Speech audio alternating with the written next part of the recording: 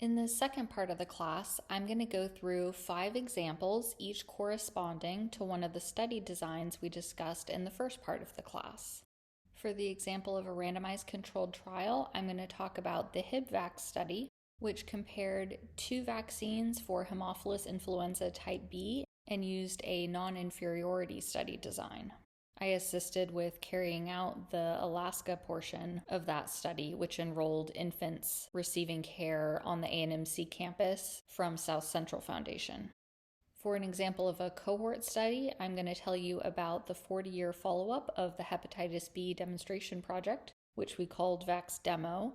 That was the main study I worked on while at the CDC Arctic Investigations Program. The cross-sectional example is an article I found on burnout among public health workers in Canada, which I selected because there's interesting components related to the study design the researchers used. For an example of a case control study, I selected an article on exposure to diesel and gasoline engine emissions and the risk of lung cancer because it provides a good example of a case control study design. For an example of a project that was classified as quality improvement and therefore not research, I'm going to share one of my capstone projects from grad school, which involved doing chart reviews and aggregating data to assess adherence to cervical cancer screening guidelines among women living with HIV who were patients at a clinic in inner-city Baltimore. Haemophilus influenzae type B, or Hib, is one of the serotypes that causes bacterial infections in people. It often causes ear infections or sinus infections, but it can cause invasive disease, which is defined as an infection in part of the body that's usually sterile or free from bacteria. These more serious infections can cause infectious arthritis, epiglottitis, meningitis, sepsis, and pneumonia. Many infants and young children who get Hib are left with permanent hearing loss or other neurological complications, and up to 6% of cases are fatal. Most infections occur in children under age 5, adults over 65, and immunocompromised people. Transmission is through respiratory droplets, including by asymptomatic carriers of the bacteria, and perinatal transmission can occur via aspiration of amniotic fluid or contact with infected genital tract secretions. I used this graph previously as an example of declines in the incidence of an infectious disease due to immunization. This is a graph of U.S. incidence, but in Alaska, the story is a little more complicated. Alaska is the only state where babies still get PEDVAX Hib instead of Vaxcelis to protect against Haemophilus influenza type B. The reason for this is that when Alaska switched to an oligosaccharide conjugate Hib vaccine, abbreviated HBOC, there was an increase in infections in very young infants who were American Indian or Alaska Native. On this graph, PRP stands for capsular polysaccharide outer membrane protein, which is referring to the PEDVAX Hib vaccine. If you follow the black line for Alaska Native children, you can see cases were declining rapidly until 1992, but when the formulation of the Hib vaccine was changed, incidence in Alaska Native children started to increase again, which was very concerning. So the vaccine was changed back to the older PEDVAX Hib formulation, which is still in use today. Vaxcelis, which is used everywhere else and is the recommended vaccine in the U.S. with the exception of American Indian and Alaska Native infants, combines DTaP, which is diphtheria, tetanus, and pertussis, with IPV for polio, with Hib for Haemophilus influenza type B, and a dose of hepatitis B vaccine. So the benefit of Vaxcelis is it's this combination so babies don't have to get as many shots. And it has been very effective for the rest of the U.S. population. But Alaska and American Indian communities in the Southwest have been very cautious with switching to the newer formulation given this historical context that in the past, the formulation didn't work as well for Alaska Native babies and American Indian babies. So we can't assume that Vaxcelis will work here just because it works for babies in the rest of the U.S. While Hib incidence has declined dramatically since the 1980s, Invasive Hib disease continues to disproportionately affect American Indian and Alaska Native children. Native children have a 31-fold higher incidence of invasive Hib disease compared to non-native children in the U.S. And American Indian and Alaska Native children tend to get Hib at an earlier age than other children. The peak incidence of Hib is around 4 months of age for American Indian and Alaska Native children compared to around 8 months of age for other children. For this reason, it's especially important for us to make sure that a Hib vaccine will provide protection for American Indian and Alaska Native infants after the first dose before making a change to the formulation we use here. The primary research question for the HibVax study was, do Hib antibody levels in American Indian and Alaska Native infants meet non-inferiority criteria 30 days after dose 1 of Vaxcelis compared to PEDVax Hib? PEDVax Hib and Vaxcelis are both safe and effective vaccines to prevent Haemophilus influenza B infection in infants and children. But the vaccine manufacturer didn't specifically study whether American Indian and Alaska Native children would have a protective response after the first dose of Vaxcelis, so this study was carried out to fill that gap in the research.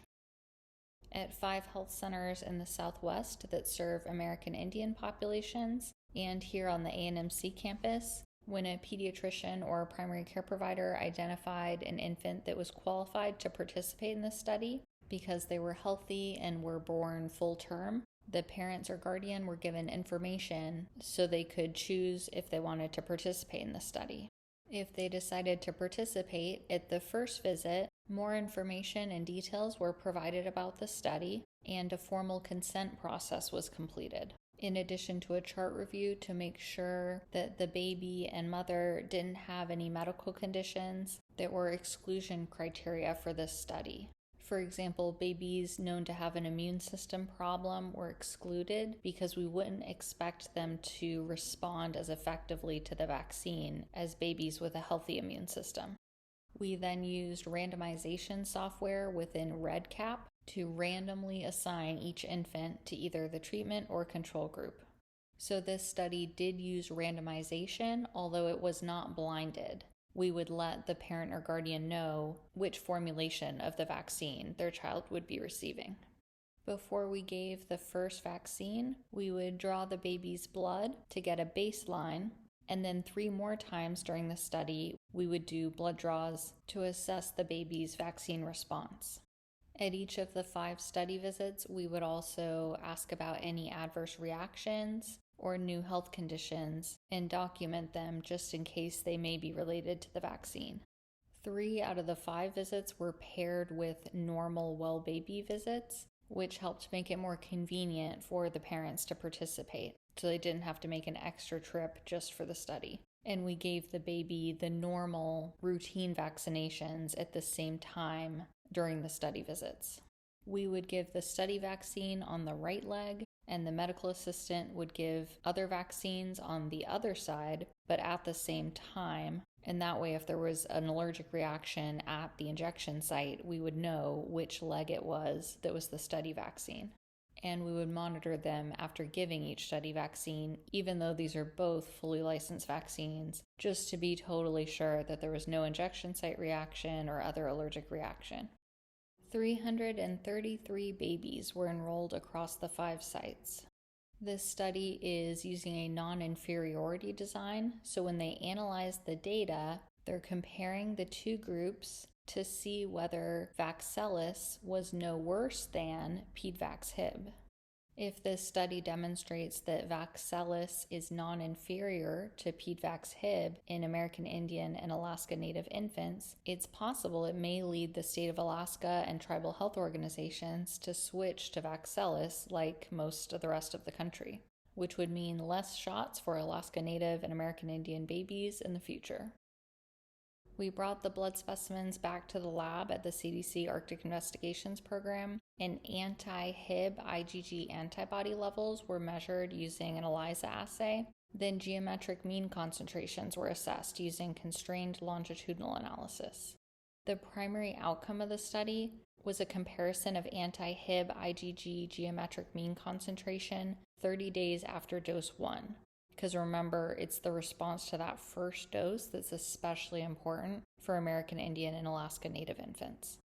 The analysis demonstrated that Vaxelis met the pre-specified criteria for non-inferiority. The lead investigator, Laura Hammett at Johns Hopkins Bloomberg School of Public Health, suggested including Vaxelis on the list of vaccines with a preferential recommendation would expand the options for American Indian and Alaska Native children. So this study may lead to changes in vaccine recommendations that will result in American Indian and Alaska Native children needing to get less shots in the future. The hepatitis B vaccine study was a long-term cohort study that was carried out as a partnership between the CDC, the Alaska Native Tribal Health Consortium, the ANTHC Liver Disease and Hepatitis Program, YKHC, and Norton Sound Health Corporation. Back in the 1970s, Southwest Alaska had the highest rate of hepatitis B infection in the U.S. The virus can remain infectious for over a week on a surface like a table, and due to large household sizes and many young children playing together and being together in schools, it would spread through the children in the villages every few years. Some villages had a hepatitis B prevalence of 20%. After the hepatitis B vaccine was fully licensed, Brian McMahon, who still is a doctor at ANTHC's Liver Disease and Hepatitis Program, led a team that went to 15 rural villages in the Norton Sound and Yukon-Kuskokwim Delta regions and immunized 1,630 people with the 3-dose hepatitis B vaccine series. Of those people who enrolled in the study, 1,578 developed a protective antibody level and had no signs of hepatitis B infection at the time of follow-up. The original cohort for this study enrolled anyone who was 6 months of age and older, so consent was obtained from the adults and assent was obtained from children. Hepatitis B serology is a little more complicated than with some other conditions. For those of you not familiar, when someone has been vaccinated against hepatitis B, we expect the hepatitis B surface antigen and the total anti-hepatitis B core to be negative, but the hepatitis B surface antibody to be positive.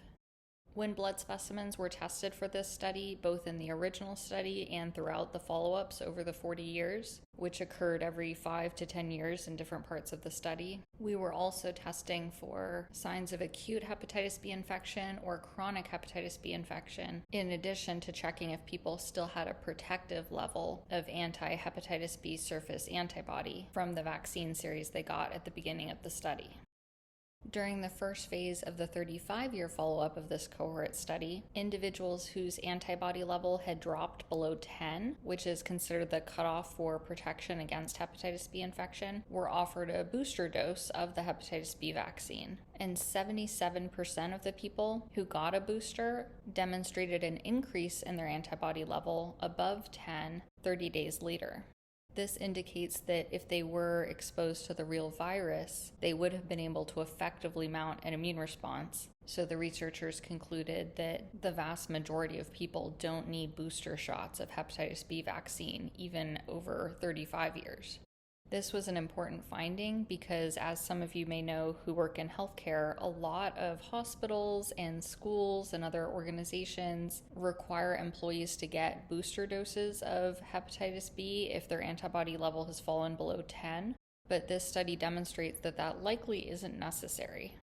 This finding influenced a lot of international vaccine policy because some countries were debating whether they should require everyone to get a hepatitis B booster dose every 5 years or something along those lines. And after reading this data, the public health officials decided not to pass such legislation in their countries. This is the overall timeline for the 40-year follow-up, which actually was initiated 42 years after the study began due to a 2-year delay from the COVID-19 pandemic. Visit 1 is the first blood draw to assess anti-hepatitis B surface antibody level. We started those visits in January of 2023, and we wrapped up the visits to rural village clinics with the Norton Sound villages in May of 2023. Visit 2 consisted of offering a booster dose to people with an anti-hepatitis B surface antibody level less than 10. This was optional, and it was made clear to each person that they didn't probably need this based on medical evidence, but if they chose to participate, it wouldn't likely cause any harm at all. We would just test their blood after the booster dose again to see if they responded to the vaccine. And visit 3 was that second blood draw just for the people who got the extra dose of hepatitis B vaccine to see if their surface antibody level increased above 10 in response to the vaccine.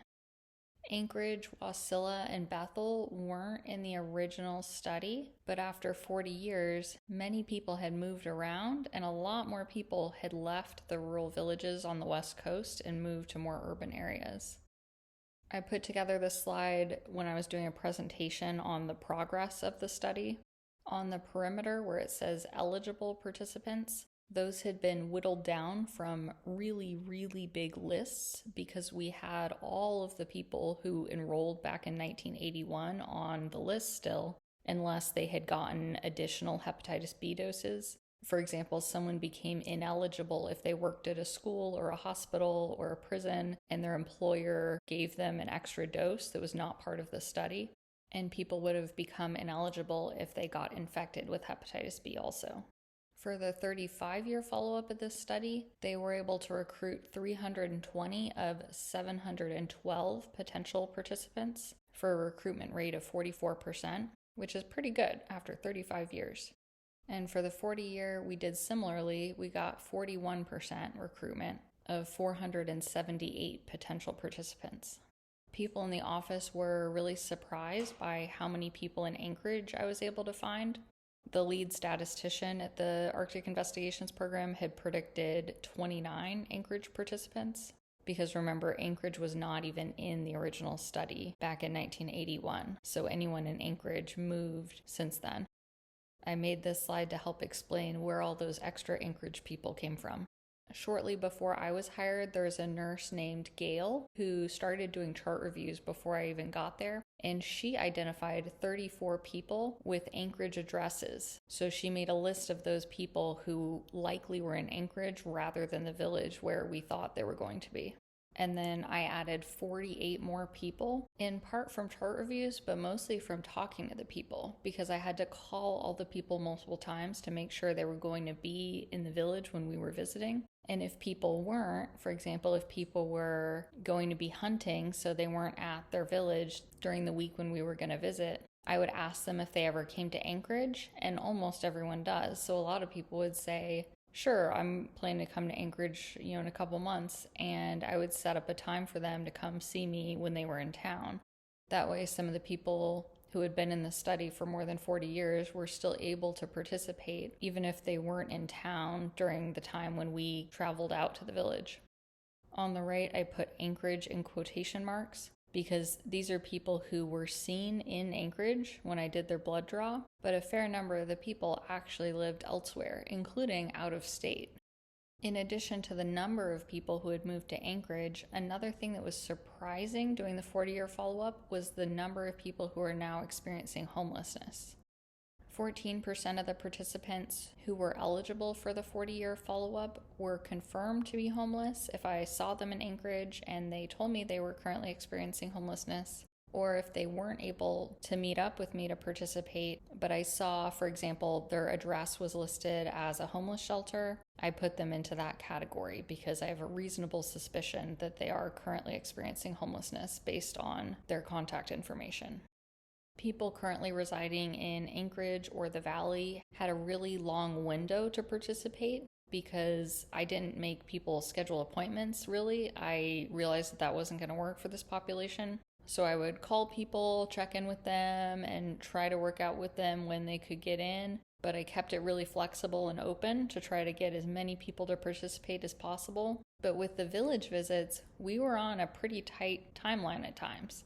On the first trip, due to weather, Bianca and I were only in one village for like 4 hours or less, I think. It was pretty crazy. So we weren't able to give people much time to participate. It was pretty much like we were there. We would even go door to door trying to find people while we were there. But when our plane came back, we had to go. We couldn't just wait in the villages to try to get more participants. So this is a little surprising that it actually broke down pretty similarly between Anchorage and the rural villages in terms of participation. The proportion of people who are still in Alaska but weren't in the village that we visited or weren't there at that time was higher for the villages, 26% compared to 16% for the Anchorage area people. Unfortunately, there were people that wanted to participate that I spoke to over the phone, but it wouldn't have been feasible for us to go find every single person who wanted to participate because of the cost of flying out there. When talking about cohort studies in the first part of this class, I mentioned they're often very logistically difficult.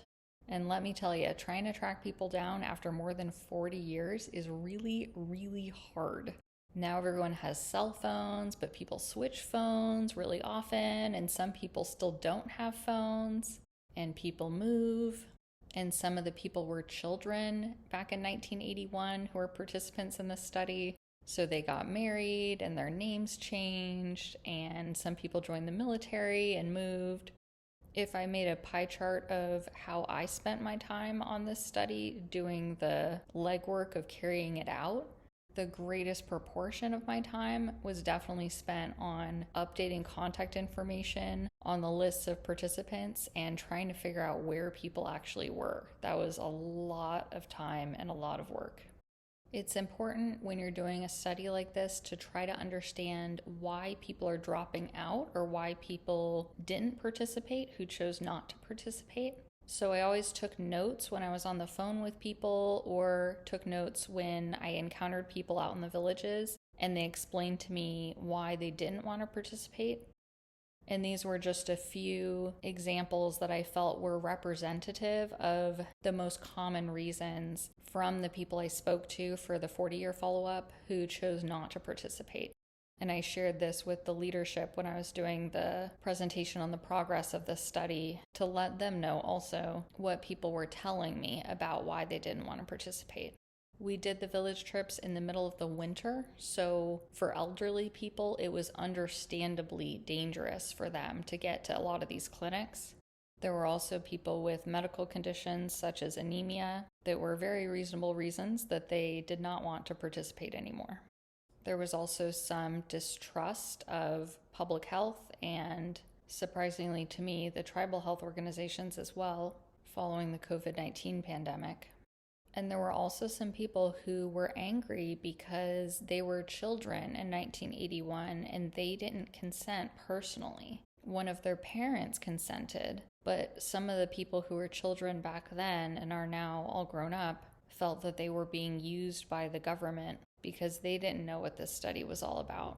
There were other times when people would be confused at first and then they would talk to their parents and then they would call me back and say, "Oh, I just talked to my mom. She explained," and then they would participate. But understandably, some of these people that were babies when they got the vaccine, because remember, people were enrolled as young as 6 months of age, it was variable how they felt about it once they grew up. Each time we did the consent process for this study, we gave people the option whether they would like to be contacted again in the future, and we only had one person decline future contact. But there were 11 people who weren't interested in participating in the optional second and third phase of this study. And 15 people either had moved since we did the first visit to when I was doing the phone calls to prep for the second visit, or there was no means of contacting them. In addition to phone calls, I also did emails, text messages, and written letters for everyone multiple times. But there were a handful of people who do not own a phone and don't get mail. There were some people we did home visits for, including elders who couldn't safely walk to the clinic in icy blizzard conditions, and people caring for young children without alternate childcare. And there was one lady one of the community health aides found for us in the post office while we were at the clinic, but she was one we wouldn't have been able to track down otherwise. On my spreadsheet of all the people who had participated in Visit 1, when I was contacting people to ask if they were interested in Visit 2, I coded people like a streetlight. I had red, yellow, green to figure out how many people definitely wanted to participate and were enthusiastic, how many people were kind of on the fence, they weren't really sure, or they might not be in town, but they might participate if they are in town, and how many people declined. And I summarized that information to help plan out which visits we should actually go to for the second and third visits. For example, in Akiachuk, we didn't have any people who wanted to participate in the second and third part of the study, so there was definitely no need to go back there. The people in the circles are the ones I had marked green on my spreadsheet because they definitely wanted to participate. And I added the maximum total beside that so you can get an idea of how many people I expect us to get, and if we had a really great day, how many people we could potentially get. So the people that are in the max total are people who are marked yellow or people who I failed to contact after trying at least 4 times. I'm sharing this slide just to give you guys an idea of what it takes to plan a study like this. I grouped the villages that had people who were both eligible and desiring to participate in the next phase of the study by geographic area and based on where there's a hub airport, and looked up commercial flight options and also charter flight options because there were some situations where it would add both cost and a lot of travel time if we didn't charter a flight. For example, you normally have to fly through Nome to get to Stebbins and St. Michael. And as a crow flies, those Norton Sound villages are pretty close to Kotlik, but there aren't any flights that take passengers between the Norton Sound villages and the northern Yukon-Kuskokwim Delta villages. They only do cargo. We usually slept in a sleeping bag on the floor of the clinic, but if travel required us to stay overnight in Nome or Bethel, that wasn't possible, so that added cost. Cohort studies like this one provide valuable public health data, but following a cohort of people for 40 years is logistically difficult and expensive. This cross-sectional study used a convenience sample of Canadian public health workers. There isn't a national list of public health workers in Canada, so they did broad outreach across provinces and territories. Participants were asked to complete an online survey from November 22nd, 2022 to January 17th, 2023. They de-identified the survey responses and reported the data in aggregate to preserve anonymity. Their eligibility criteria were being 18 years of age or older, self-identifying as a public health practitioner, and working at any time between December 2019 and January 2023. Their occupational group was defined as a person whose work aligned with one or more of the core public health functions in Canada, which are population health assessment, health protection, health surveillance, disease and injury prevention, health promotion, and emergency preparedness and response. They used a broad definition to try to make sure the sample reflected the diversity of public health professions. And they wanted to limit the sample to those who were working during the COVID-19 pandemic because their research question was related to burnout for those working during the pandemic. The survey was offered both in English and French, so the sample wasn't restricted by language. This study provides an example of measuring something that normally would lend itself more to qualitative data using quantitative methods in order to aggregate the responses. They measured burnout using a scale similar to the Oldenburg burnout inventory, and that allowed them to perform logistic regressions to model the relationship between exposures and the outcome of interest, burnout. You can see from the results section, they found associations between burnout and variables such as years of work experience and harassment in the workplace. When you read the full article, take note of the wording they use when presenting the results and drawing conclusions. They describe associations, but they don't claim to have found any causal relationships because this is a cross-sectional observational study. Remember that cross-sectional studies like this are good for assessing prevalence of a condition, but because they aren't experimental, they can't prove causal relationships. This case control study on diesel and gasoline engine emissions exposure and the risk of lung cancer used 2 different control groups, 533 population controls, and 1,349 patients with a cancer other than lung cancer. Assessing exposure to something ubiquitous in our environment is always difficult. Occupational exposure assessment can facilitate studying the effects of particular exposures and can provide populations with higher exposures than the general population, which may have a more apparent increase in risk if such an association exists. When doing occupational exposure assessment research, it's often an issue that if people are coded by job description and they weren't wearing a device to objectively measure their exposure, it's hard to know if exposure was the same between individuals and of greater duration and concentration than that of the general population. For example, if two men are called maintenance technicians, one may spend all day working on engines, but the other may only work on engines a few times a year, so their exposures wouldn't be comparable. The researchers conducting this study addressed this issue in occupational exposure assessment by using an in-depth process to code exposures based on interviews with workers about their complete lifetime job histories, including the specifics of their role, which were evaluated by a blinded team of chemists and industrial hygienists, rather than relying on job title alone or self-reporting.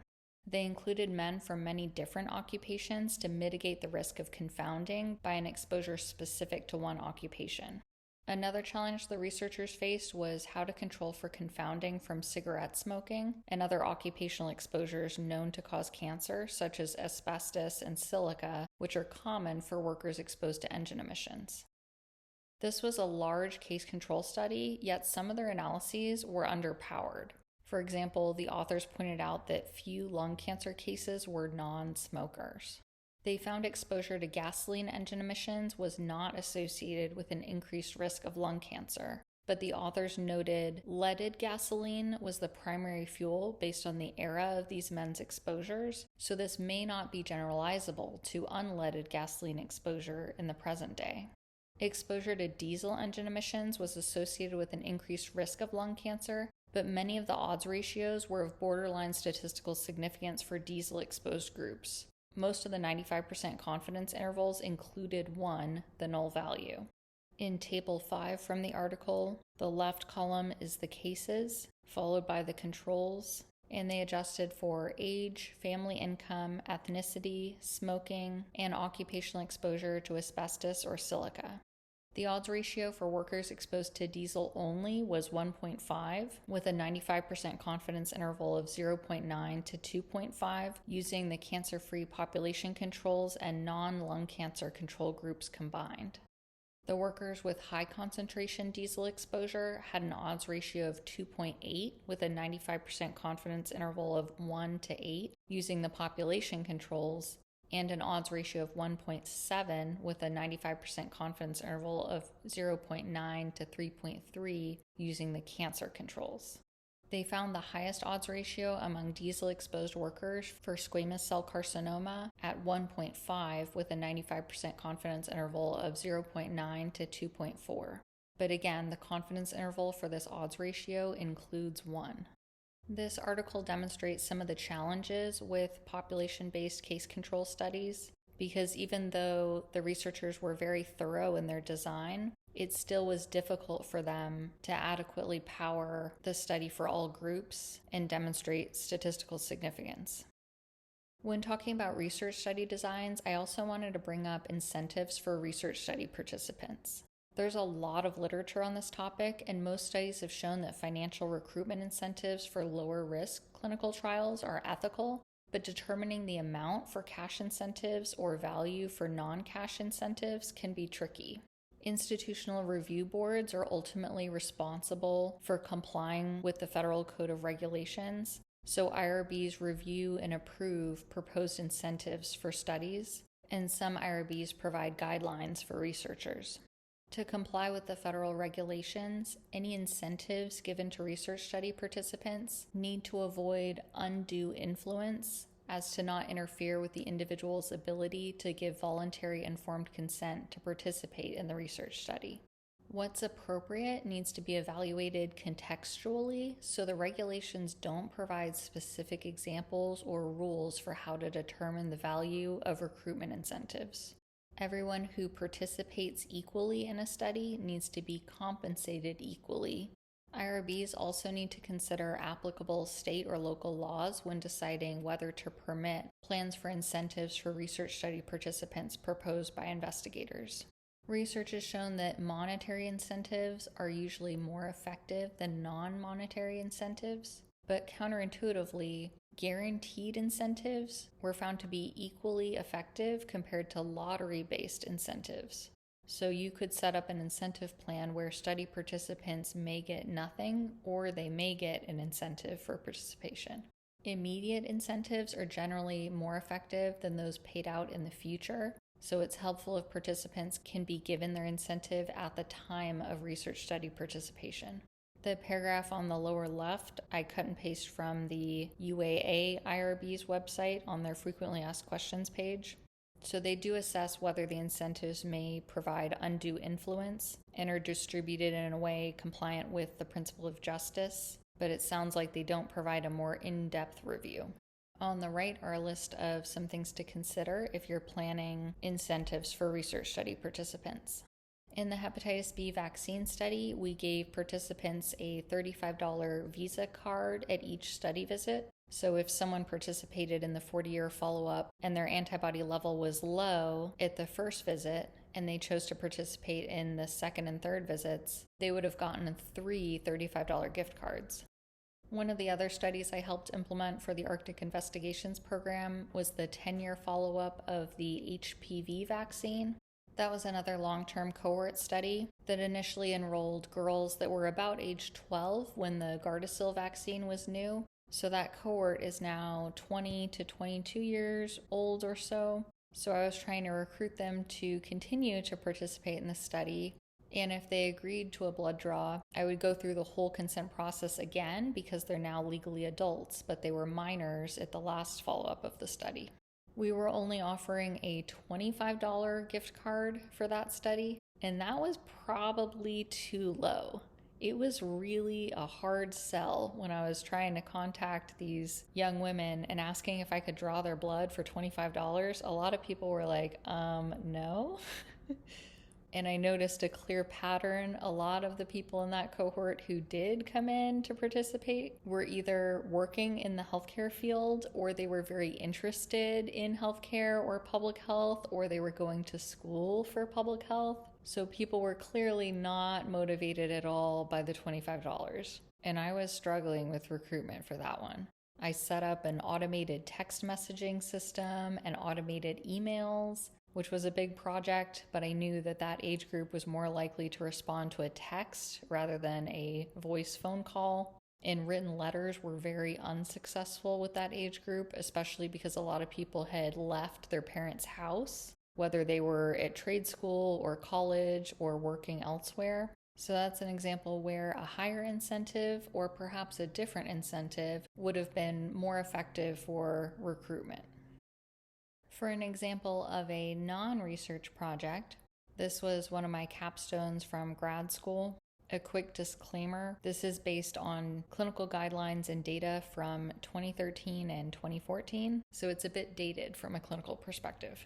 I thought this was a good example of something that was not necessarily clear-cut whether it would be classified as research, because I did have to seek approval from the University of Maryland IRB to go forward with this project.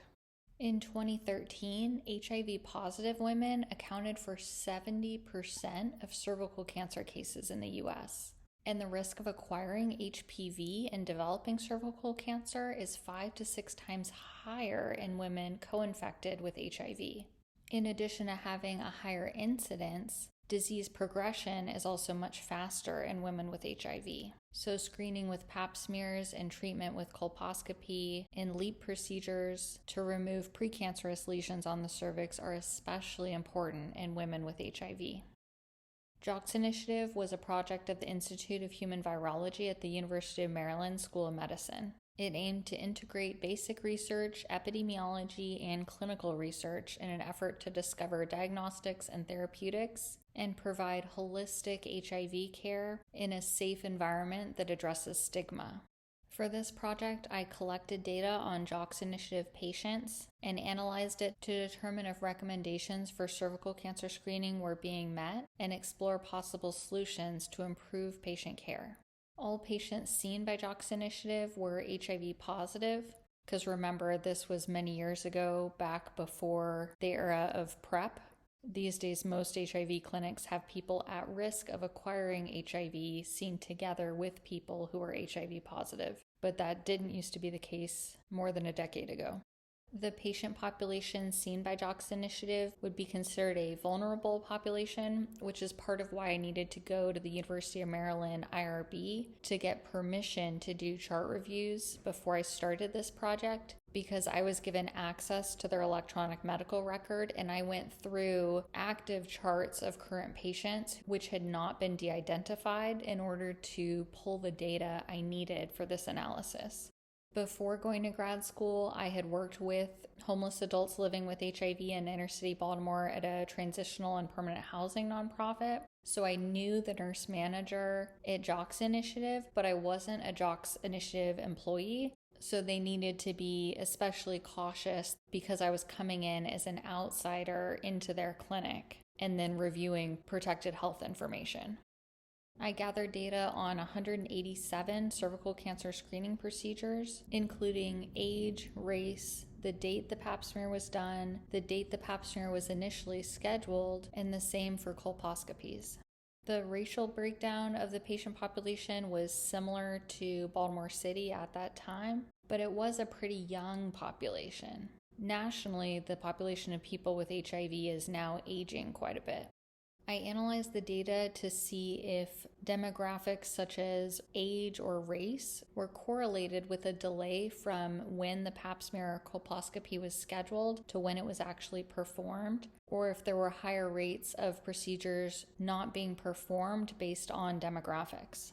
I also compared appointments that were labeled as bumped, which is when JOCS Initiative staff rescheduled the appointment, to when the patient canceled or rescheduled the appointment, in addition to tracking appointments marked as a no-show, because I wanted to see if there was a difference between when staff caused an appointment to be delayed versus when the patient delayed or canceled the appointment. I also checked to see if there was a difference between pap smears versus colposcopies, which I thought might have been relevant. For example, if people were given information before a colposcopy appointment that caused fear or anxiety about the procedure, I would expect that the no-show or cancellation rate might have been higher. I collected data on all women who received a pap smear colposcopy in 2010, 2011, and 2012, which was a sample of 99 unique women, but I didn't analyze the most recent data because it wasn't for a complete year. I found that 46% of pap smears did not actually take place on the day they were scheduled. And the delay from when the appointment was initially scheduled to when it took place was actually longer for pap smears at 125.8 days compared to 73.4 days for colposcopies. From the patients seen at JOCS Initiative those years, none of the 21 to 30-year-olds received an annual pap smear in accordance with the ACOG guidelines from 2012 for women living with HIV. But 80% of the women in that age group received one pap smear over 4 years, which is in line with the guideline of once every 5 years for women who do not have HIV, whose last pap smear was normal. I noted it's possible some of these women may have gone to a different healthcare system to receive a pap smear or colposcopy, and JOCS Initiative may not have received the record of such an appointment. But that's unlikely because other than an HIV clinic at Hopkins in East Baltimore, there wasn't anywhere that would have been better for them to go for this service that wouldn't have been more expensive and more difficult to get to. And it's unlikely that people would have taken a bus across the city for a pap smear when they were normally seen at JOCS Initiative. It was interesting to me that the 41 to 50-year-old age group had the highest rate of canceled or no-show appointments, and the rate of bumped appointments was relatively higher for the youngest age group, which might indicate that clinic staff were prioritizing the older patients for scheduling. After I completed the analysis, I put together a presentation which I gave for the clinic manager and medical director and other JOCS initiative staff, including my recommendations such as implementing an appointment reminder system, because at that time they were only having the receptionist call people on the phone, and she didn't have any sort of a reminder system prompting her who to call and when. So it was a lot to keep track of without some sort of automated process.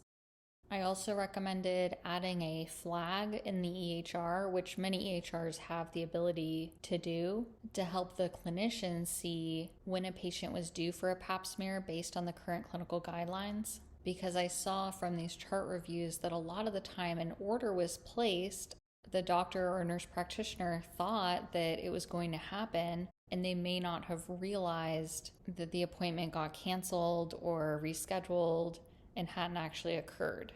I also recommended public health messaging and patient education materials for people living with HIV about why it's so important for them to get screening, because women living with HIV may not have been aware that they were higher risk for both HPV and cervical cancer due to their co-infection with HIV.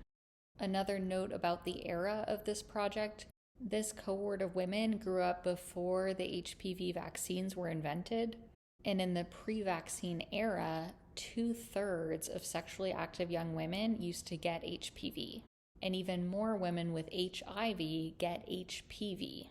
So the rate of HPV infection in this population was very high. For this project, the primary intent was to improve cervical cancer screening for patients treated at JOCS Initiative. Hypothetically, I could have published my findings because they may have been of interest to other HIV clinics in major cities in different parts of the US, and I wouldn't have needed to go back to the University of Maryland IRB unless I needed to review more protected health information and undertook a new analysis, because the primary intent was improving services at that individual clinic. Another thing to note about quality improvement projects like this is, even though I, as an outsider who was not working as a nurse or nurse practitioner at that clinic, was reviewing medical records and protected health information, I was not required to do a consent process like I did for the research studies I mentioned previously. Because this falls under non-research, quality improvement projects like this can be completed without those extra steps. One way to think about the difference is I didn't do anything to change the clinical care for these women in the course of my project. Compared to for the hepatitis B vaccine study, those people all would have gotten the vaccine anyway, but they wouldn't have been doing all those blood draws every 5 to 10 years for 40 years had they not been in the study. So that part of it was extra. It wasn't part of their routine clinical care that they would have gotten otherwise. So the vaccine studies definitely count as research. In summary, this class we reviewed data collection methods used in epidemiology, levels of evidence, regulation and oversight of human subjects research to ensure ethical treatment of study participants, types of study designs used in epidemiology with an example of each, including a non-research project.